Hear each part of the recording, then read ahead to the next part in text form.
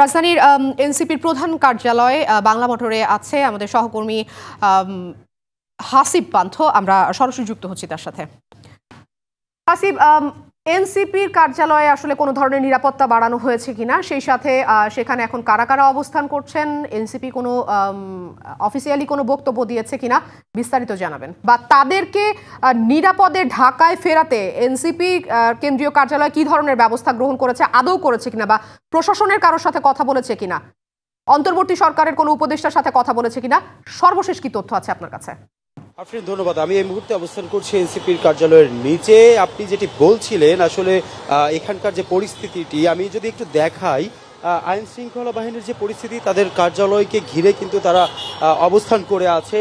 এখন না, এটা কিন্তু বিগত ঘণ্টাখানিক ধরেই আমরা দেখতে পাচ্ছি আসলে পুলিশের যে বাহিনীটা রয়েছে তারা কিন্তু এখানে অবস্থান করছে, এবং তাদের আসলে কেন্দ্রীয় কার্যালয়ের দ্বিতীয় তলাতে যখন আমরা গিয়েছিলাম তখন কিন্তু সেটি বন্ধ পেয়েছিলাম আসলে। তবে তাদের যে নির্দেশনা, সেরকম নির্দেশনা আমরা কিন্তু তেমন কিছু দেখিনি। তবে কিছুক্ষণ আগেও এখানে এনসিপির নেতাকর্মী যারা ছিলেন তারা এখানে অবস্থান করছিলেন। এক পর্যায়ে যখন 5টার দিকে কিন্তু আসলে শাহবাগের দিকে ব্লকেডের একটি ঘোষণা আসে এবং পরপর শাহবাগ ব্লকেড হয়, তখন এখানকার নেতাকর্মী যারা ছিলেন সেখানে চলে গিয়েছিলেন। আমি যদি সর্বশেষ তথ্যটি নিশ্চিত করি যে আসলে কিছুক্ষণ আগে নাহিদ ইসলাম একটি সামাজিক যোগাযোগ মাধ্যমে জানিয়েছেন যে আসলে রাস্তা ব্লকেড কোনো উদ্দেশ্য নয়, রাস্তার পাশে থেকে অবস্থান করতে হবে। ঠিক সেই অবস্থানেই কিন্তু তাদের যারা নেতাকর্মীরা আছে তারা পালন করছেন। এছাড়াও কেন্দ্রীয় কার্যালয় ঘিরে যে আসলে নিরাপত্তা, সেই নিরাপত্তা দেওয়ার সর্বোচ্চ চেষ্টা করছে বাংলাদেশ আইন শৃঙ্খলা রক্ষাকারী বাহিনী, এবং যাতে কোনো প্রকার এখানে বিশৃঙ্খলা না হয় কিংবা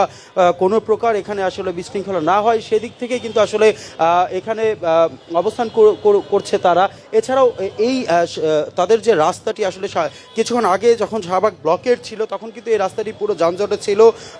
সেই যানজটের পরবর্তীতে ব্লকেট ছেড়ে দেওয়ার পর এখানে কিন্তু রাস্তাটি ক্লিয়ার হয়ে গিয়েছে এবং স্বাভাবিক যান চলাচল করছে। সব মিলিয়ে এখন চলতি সময়ে আসলে যে সময়টি যাচ্ছে, আগামী আরও কিছুক্ষণের মধ্যে এনসিপির জাতীয় নাগরিক পার্টির যে উত্তর এবং দক্ষিণ যে কমিটিগুলো রয়েছে, নেতাকর্মীরা রয়েছে, তারা মশাল মিছিল করবে বলে আমরা জানতে পেরেছি কিছুক্ষণ আগে। তবে তাদের এই মশাল মিছিল কিংবা আজ গোপালগঞ্জের ঘটনাকে কেন্দ্র করে যে প্রতিবাদ, সেই প্রতিবাদে কিন্তু বাংলা ব্লকেড ইতিমধ্যে শুরু হয়ে গিয়েছে। সব মিলিয়ে কেন্দ্রীয় কার্যালয়ে কিন্তু আসলে তাদের নিরাপত্তা যেটি দরকার ছিল সেই নিরাপত্তার জায়গা নিয়ে কিন্তু যখন কথা উঠছিল, সেই নিরাপত্তা রক্ষা করতে গিয়ে কিন্তু আসলে বাংলাদেশ আইন শৃঙ্খলা রক্ষাকারী বাহিনী, পুলিশ যারা, তারা সর্বোচ্চ চেষ্টা করছে।